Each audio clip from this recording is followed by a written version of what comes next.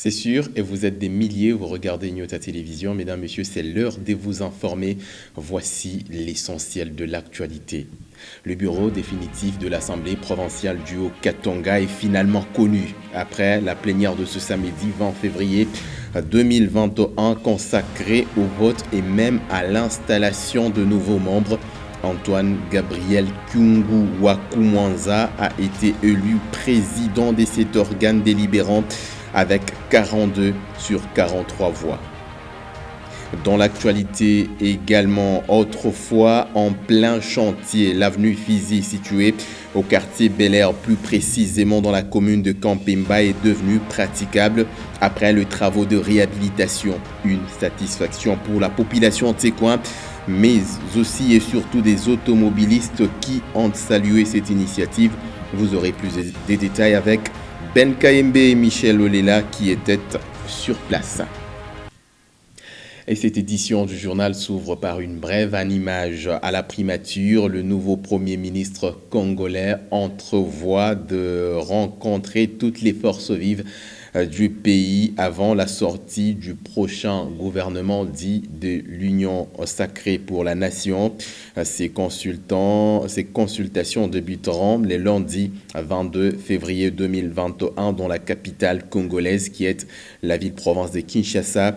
Sama Lokonde Kyenge Jean-Michel tient à tout prix à rencontrer les responsables des partis politiques, de regroupements politiques ainsi que des organisations socio-professionnelles. Fumée blanche à l'Assemblée provinciale du Haut-Katanga ce samedi 20 février 2021. Les membres du bureau définitif sont finalement connus après la plénière qui était consacrée totalement au vote et même à l'installation du président, vice-président, le questeur adjoint et même les rapporteurs adjoints, je m'excuse, et même les questeurs. Antoine Gabriel Kyungu Wakumwanza a été élu président de cet organe délibérant. Il remplace à ses postes Freddy Kashoba Lubikibwe. Edouard Kankou y était pour le compte de Nyota Radio et Télévision. Voici son reportage. Comme il fallait s'y attendre, il n'y a pas eu de surprise. Tous les 5 candidats uniques au bureau définitif de l'Assemblée provinciale du Haut-Katanga ont été votés ce samedi 20 février 2021. Étant candidat à sa propre succession au perchoir, l'honorable Antoine Gabriel Kyungu Wakumwanza a laissé la supervision des élections au premier secrétaire du bureau d'âge, l'honorable Mike Kakouji. Les députés provinciaux sont passés l'un après l'autre glisser les bulletins de vote dans les urnes. Et après le dépouillement, voici comment se sont présentés les résultats. Sur 43 votants, Antoine Gabriel Kyungu Wakumwanza a obtenu 42 voix et un bulletin nul. Par contre, Michel Katebe a été voté à l'unanimité, 43 voix sur 43 votants au poste de vice-président. L'honorable Thomas Lupata a récolté 41 voix en tant que rapporteur. Et au poste de rapporteur adjoint et du questeur, Jean-Paul Chanda et Yvonne Mouilois ont été élus avec 42 voix chacun. C'est l'honorable Mike Kakoudiumba qui a installé officiellement le bureau définitif. Président, je vous remets le marteau de commandement, symbole du pouvoir, que vous aurez à exercer sur l'Assemblée provinciale du Haut-Katanga.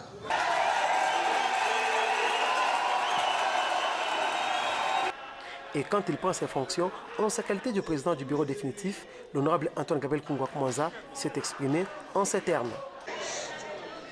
Au nom de tous les élus qui composent le bureau, à leur nom à tous et au nom du peuple,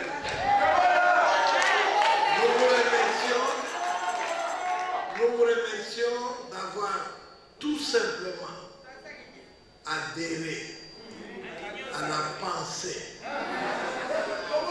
de Félix.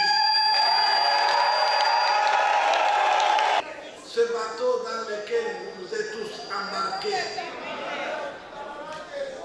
d'une manière libre va nous amener vers les bons ports. Ainsi a pris fin la session extraordinaire et la mission du bureau d'âge.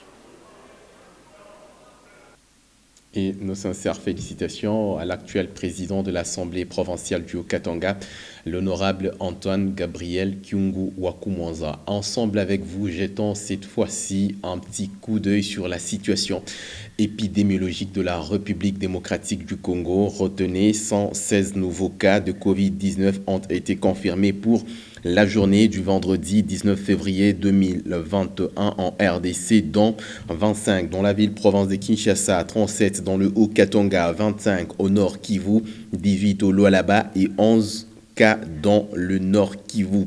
5 décès et 399 personnes ont été déclarées guéries pour la même journée. D'après le bulletin du comité multisectoriel de la riposte au Covid-19, depuis les débuts de la pandémie, déclaré au mois de mars dernier, le cumul de cas est celui de 25 079 cas. Il y a eu 699 décès et 16 135 personnes guéries. Et nous allons parler environnement à présent. Le quartier Mumbunda, communément appelé Jekamine, a connu une matinée d'assainissement initiée par le cadre des bases. Cette initiative a pour but de pouvoir sensibiliser la population face à ces problèmes d'insalubrité qui continuent à ronger ces milieux. Un reportage de Diane Kassongo-Nyota. Regardez. Dans le but de lutter contre l'insalubrité dans la ville de Lubumbashi, certains chefs de quartier se sont lancés dans une autoprise en charge pour mettre fin à l'insalubrité dans leur milieu. C'est notamment les quartiers Mumbunda et Mampala, où a été initié des travaux d'assainissement avec quelques cadres des bases. Bêche en main, râteaux, brouettes et autres outils de travail, l'équipe était mobilisée pour assainir le milieu. La plus grande difficulté que déplore le chef de quartier Mumbunda, c'est le non-accompagnement de la population dans cette action. Difficulté tunayo ya mingi mu mambo ya buchafu ni population aya comprendre kukombanisha buchafu ni nini. Haifuate action. Malgré sensibilisation atuyafika. Après les quartiers Mumbunda, cette opération s'est poursuivie jusqu'au niveau de Machipicha, où les caniveaux ont été débouchés pour permettre le bon écoulement des eaux de pluie. À cet endroit où s'exercent beaucoup d'activités commerciales, la propreté doit être une priorité, comme l'indique le chef de quartier Mampala. On ne peut pas laisser Tokotika Machipicha saleté, désordre, délinquance, non. Notre rôle est de sensibiliser la population, de conscientiser la jeunesse pour l'avancement de la population. Ma chef de quartier tunakuwa na kazi munene sana ya shikufanya. Ya kwanza ni ya kuconscientiser population kubase. Ya pili ni ya kusensibiliser. L'assainissement du milieu reste une affaire de tous et la prise de conscience de Louchois dans la lutte contre l'insalubrité reste un défi à relever. C'est ce qui justifie cette opération. Vous l'avez suivi au sommaire de cette édition. C'est une bonne nouvelle pour les habitants du quartier Bel-Air. L'avenue Fizi a été complètement réfectionnée pour permettre une bonne circulation aux automobilistes. Les nids des poules ont finalement laissé place à une bonne surface. Voilà qui justifie la satisfaction des habitants de ces coins. Ben Kaembe, Michel Olela étaient sur place.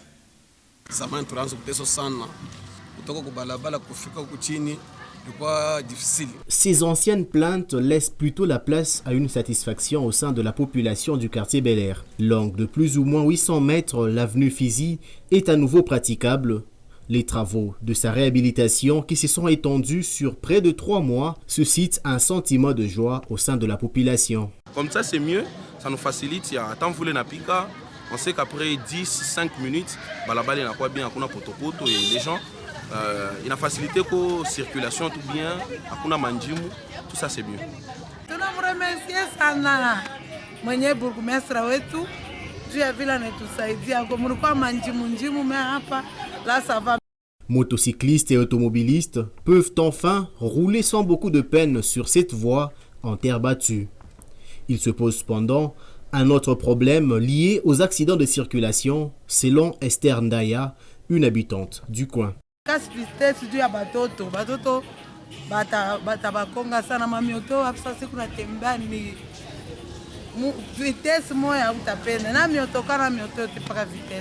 Après le tout premier cas d'accident, la population s'est décidée de créer des dos d'âne pour tant soit peu réguler la circulation sur cette route réhabilitée par la commune Kampemba.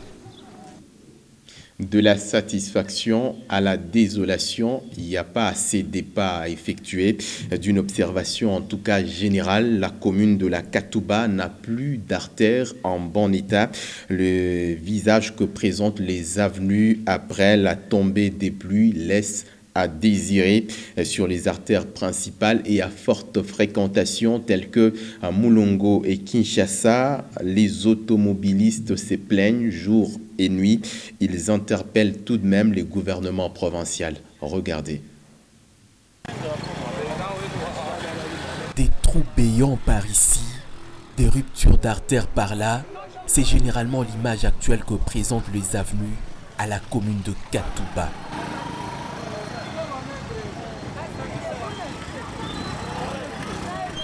La tâche devient difficile pour les automobilistes. Voilà, ils se plaignent.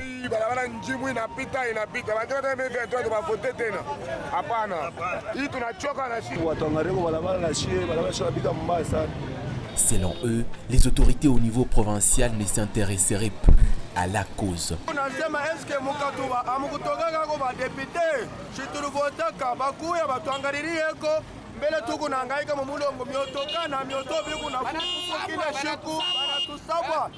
Avec le forte pluie qui s'abat à Lubumbashi, certaines avenues à la commune de Katouba courent le risque d'être coupées en deux et même de disparaître.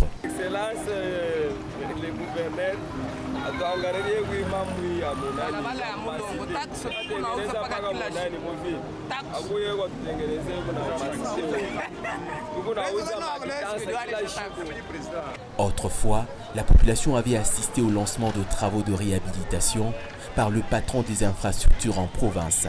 Lancement, oui, mais depuis lors, rien, encore rien n'est constaté en matière d'évolution de travaux.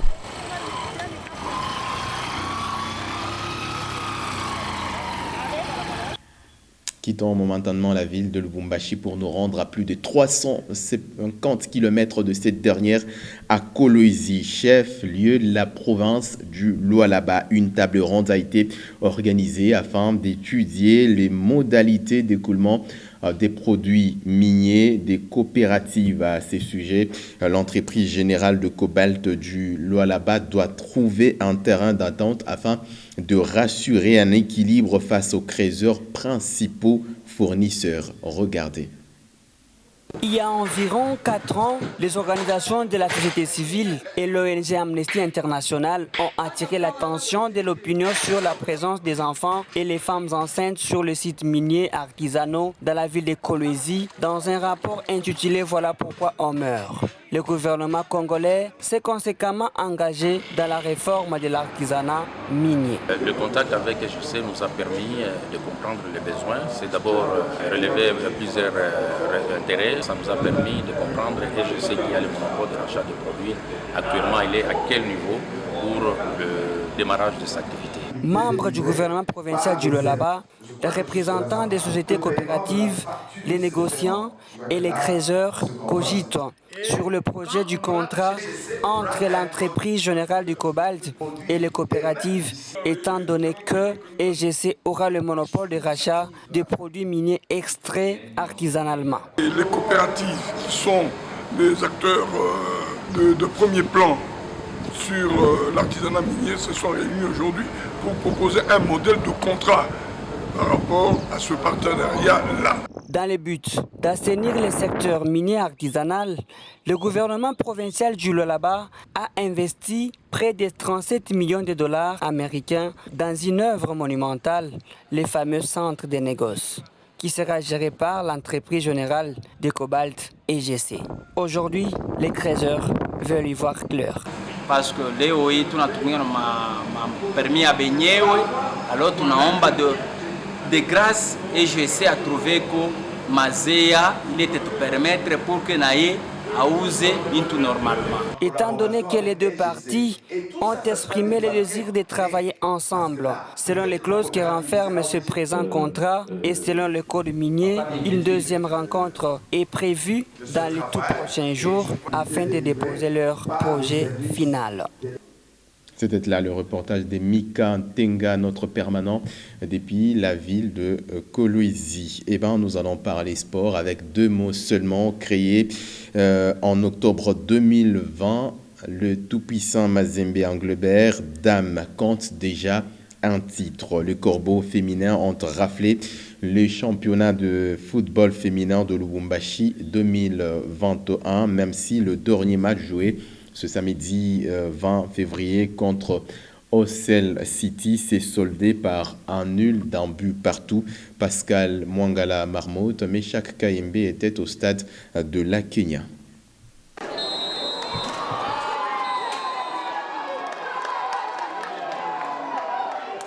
Cette joie manifestée est surtout pour savourer le sacre de champion de Lubumbashi 2020-2021. Les filles de Mazembe l'ont fait après seulement à peine 5 mois que le club a été créé. Parmi les témoins de cet heureux événement, Frédéric Kitenge Kikumba, secrétaire général et manager des Corbeaux. Dans un championnat à 4, les Corbeaux n'ont jamais perdu un seul match, contrairement à leurs adversaires. Le premier mauvais pas, c'est ce samedi contre le tenant du titre en manche retour. Les protégés de Jeff Kapondo ont tellement été maladroites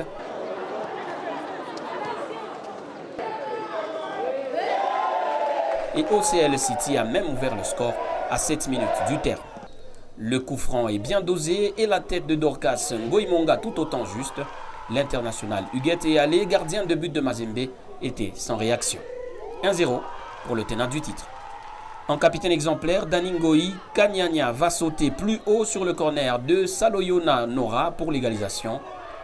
C'était la dernière minute du match, un but partout. Le tout-puissant Mazembe tient la première coupe de son histoire. Magui Safi peut s'en féliciter, mais visiblement l'entraîneur des Corbeaux n'a pas aimé la manière. Et ça, c'est la phase retour. Vous avez vu, ils se sont aussi bien préparés parce qu'ils ne voulaient pas perdre leur titre. Alors c'était un match très très compliqué. Et je me suis rendu compte que même mes joueuses n'ont pas respecté les consignes, mais quand même, nous sommes arrivés à prendre, à prendre cette coupe difficilement. Et donc c'est un peu ça. Les leçons. Et c'est désormais au championnat provincial et pourquoi pas national que Mazembe de Jeff Kapondo va aller chercher à inscrire son nom, comme d'ailleurs le grand Mazembe et son tuteur, Moïse Katumbi Chapo.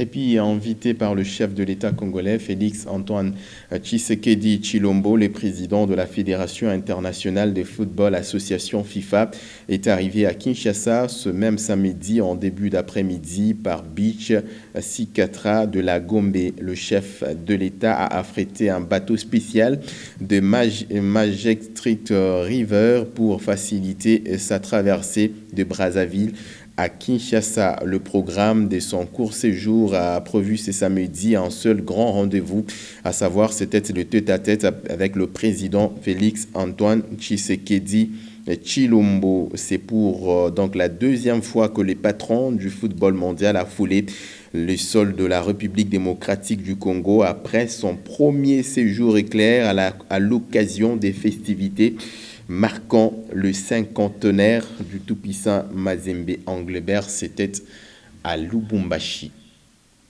L'actualité vient de tomber. Avant de clôturer avec cette édition du journal, retenez que le rapporteur du bureau d'âge du Sénat, Rigen Bakonga, a publié ce samedi 20 février, tard dans l'après-midi de ce samedi, le calendrier de scrutin pour l'élection de membres définitifs du Sénat. Le calendrier prévoit ainsi le 22 février 2021 la concertation des forces politiques, le 23 février le dépôt des candidatures, le 24 ça sera l'examen de candidatures et même affichage de listes de candidats retenus. Le 25 février prochain, ça sera une date prévue pour les examens de recours. Le 26 au 27, la campagne électorale de candidats et le 2 mars 2021, élection et installation du bureau définitif du Sénat. Vous étiez des milliers à nous regarder. Salutations spéciales et mentions aux téléspectateurs qui nous regardent depuis la ville-province de Kinshasa, ceux qui nous regardent aussi dans la grande partie est de la République démocratique du Congo, ici dans le Grand Katanga et un peu partout au monde. C'est la fin de cette édition du journal, également la fin de ma prestation de la semaine qui était accompagnée par Daniel Farah et Sophonie Mwamba. L'ensemble de la rédaction, l'équipe technique vous remercie sincèrement de nous avoir regardés. Mon plaisir sera celui de vous retrouver. À très bientôt.